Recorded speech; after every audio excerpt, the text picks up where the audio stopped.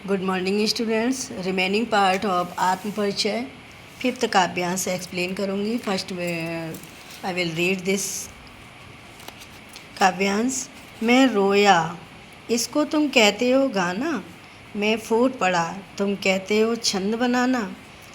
क्यों कभी कहकर संसार मुझे अपनाए, मैं दुनिया का हूँ एक नया दीवाना.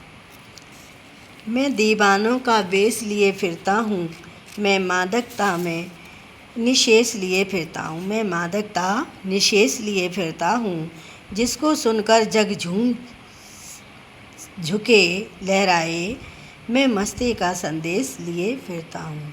आपको बता दें ये काव्यांश आपका 2007 में बोर्ड में आया हुआ है. तो इसमें जो टफ वर्ड्स हैं उनके हम मीनिंग बताते हैं. मादकता मतलब मस्ती, निशेष मतलब संपूर्ण. यहाँ पर बच्चन जी बताते हैं कि जीवन जीने की अपनी शैली के बारे में और साथ ही दुनिया से अपने द्वंद्वात्मक संबंधों को उजागर करते हैं. तो थोड़ा सा एक्सप्लेन करते हैं इसको. कवि कहता है कि प्रेम की पीड़ा के कारण उसका मन रोता है. मतलब ये है हृदय की व्यथा शब्द रूप में प्रकट हुई है. जो हृदय में व्यथा है उसके कवि के, वो कैसे प्रकट हुई है? शब्द रूप में प्रकट हुई है. उसके रोने को संसार गाना मान बैठता है. उसके रोने को संसार क्या मान बैठता है? गाना मान बैठता है. जब वेदना अधिक हो जाती है तो वह दुख को शब्दों के माध्यम से व्यक्त करता है. संसार इस प्रक्रिया को छंद बनाना कहती है. कवि प्रश्न करता है कि यह संसार मुझे कवि के रूप में अपनाने के लिए तैयार क्यों है. वह स्वयं को नया दीवाना कहता है, जो हर स्थिति में मस्त रहता है. कैसा रहता है? हर स्थिति में मस्त रहता है. समाज उसे दीवाना क्यों नहीं स्वीकार करता? वह दीवानों का रूप धारण करके संसार में घूमता रहता है. उसके जीवन में जो मस्ती शेष रह गई है उसके लिए यानी उसे लिए वह घूमता रहता है.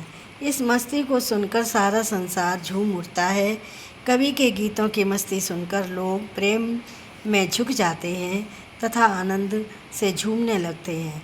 मस्ती के संदेश को लेकर कवि संसार में घूमता है, जिससे लोग गीत समझने की भूल कर बैठते हैं. अब हम काव्य सौंदर्य की बात करें, विशेष की बात करें, तो इसमें फर्स्ट पॉइंट में आप लिख सकते हैं कवि मस्त प्रकृति का व्यक्ति है. वह मस्ती उसके गीतों से फूट पड़ती है. सेकंड पॉइंट में आप लिख सकते हैं कवि कहकर तथा झूम चुके में अनप्रास अलंकार है. झ वर्ण का आवृत्ति हुई है ना, तो इसलिए अनप्रास अलंकार है. क्यों? कवि अपनाए में प्रश्न अलंकार है. खड़ी बोली का स्वाभाविक प्रयोग है. मैं शैली के प्रयोग में कवि ने अपनी बात कही है. श्रृंगार रस की अभिव्यक्ति हुई है. लिए फिरता हूँ कि आवृत्ति गेयता में वृद्धि करती है. यानी इसको गा के भी पढ़ सकते हैं. तत्सम शब्दावली की प्रमुखता है. और अगर अब काव्यांश से रिलेटेड हम कुछ प्रश्न पूछते हैं. कवि की किस बात को संसार क्या समझता है? तो उत्तर है कवि कहता है कि जब वह विरह की पीड़ा के कारण रोने लगता है तो संसार उसे गाना समझता है. अत्यधिक वेदना जब शब्दों के माध्यम से फूट पड़ती है तो उसे छंद बनाना समझा जाता है. अगला प्रश्न है कवि स्वयं को क्या कहना पसंद करता है और क्यों? तो उत्तर है कवि स्वयं को कवि की बजाय दीवाना कहलवाना पसंद करता है, क्योंकि वह अपनी असलियत जानता है. उसकी कविताओं में दीवानगी है. अगला प्रश्न है कवि की मनोदशा कैसी है? तो उत्तर है कवि की मनोदशा दीवानों जैसी है. वह मस्ती में चूर है. उसके गीतों पर दुनिया झूमती है. अगला पॉइंट है इसमें अगला क्वेश्चन है इसमें प्रश्न कवि संसार को क्या संदेश देता है? संसार उस पर उसकी क्या प्रतिक्रिया होती है? प्रश्न क्या है? कवि संसार को क्या संदेश देता है? संसार पर उसकी क्या प्रतिक्रिया होती है? तो उत्तर है इसका कवि संसार को प्रेम की मस्ती का संदेश देता है. उसके इस संदेश पर संसार झूमता है, झुकता है तथा आनंद से लहराता है.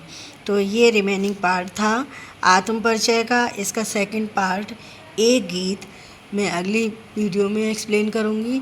Okay, thank you.